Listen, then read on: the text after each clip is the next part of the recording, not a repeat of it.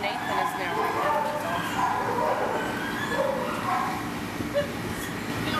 Adoptable dogs at Calcasieu Parish Animal Services are tested for aggressiveness before being entered into the new Leash on Life program, where residents at the Juvenile Detention Center provide the dogs with basic training. Being that they're going to start out at the Juvenile Detention Center and they're going to be around other dogs and many juveniles, the main thing we're looking for is any sign of aggression whatsoever. Those are the dogs that would not be ideal, for Juvenile Detention Center.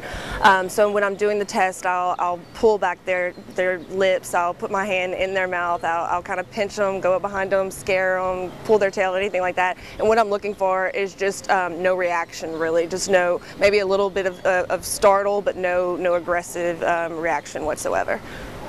Once dogs are accepted into the program, they then enter the training phase where Juvenile Detention Center residents train and work with the dogs. Certified professional trainer Brittany Blanchette explains the training process and goals of the program.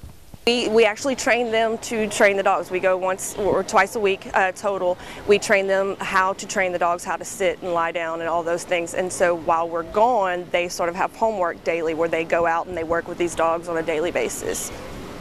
And how does it help the kids that work with these dogs? Gives them a sense of accomplishment, number one. These kids, a lot of them they don't come from a place where there's a lot of hope, and that's what these dogs do provide them. They provide them with something to look forward to every single day and achievement, something that they can look back and say, I trained that dog, to be a service dog. I trained that dog to be a therapy dog. It also helps them bond, and that carries over to other relationships in their everyday life. And we teach them training using only positive methods. There are no forceful techniques. They can't even push down on the dog's bottom to get them to sit or lie down or anything like that. So it's just all about just showing them, teaching them there are better ways to go about getting things in life rather than using force or violence or anything like that. From the new Leash on Life program, more than 60 dogs have been adopted by families in the Lake area. Because of that success, the People's Advocate, the Open Door Probation and Parole program, and the Calcasieu Parish Animal Services are expanding the program to help assist veterans returning from war with post-traumatic stress disorder. Women participating in the Open Door program will train these dogs from New Leash to be placed with veterans as therapy dogs. Beth Zilbert, Executive Director of the People's Advocate, explains why this program is necessary.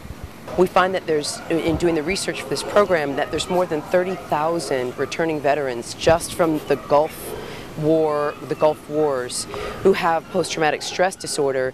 Most of them are not seeking any kind of therapy or treatment for it because there's such a stigma. My buddy lost his leg, and what's wrong with me is in my head. I just need to shake it off.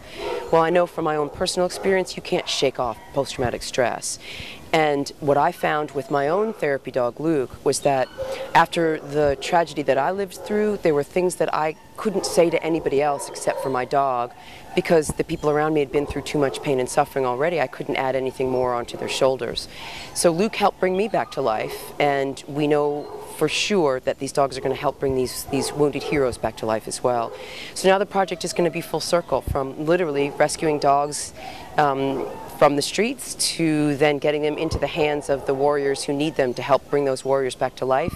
All along the way, reducing recidivism rates, rehabilitation for the women and the children who need it, and also hopefully breaking the cycle of violence, because most of the people who we're targeting to be participants in this program, the kids and the women, have domestic violence and abuse as part of their backgrounds. And so hopefully by building up their empathy and seeing their self-esteem really grow, and also because of the training program that's used only uses positive reinforcement and reward-based training, we're breaking that cycle of violence. The children and the women are learning to get what they want without ever having to lift a hand, except for using it for love and affection to get what they want. So it's really rehabilitating everybody all along the way, including all the rest of us who are lucky enough to be participating in it. Zilbert hopes to start placing dogs with veterans in a few months. For theamericanpress.com, I'm Natalie Stewart.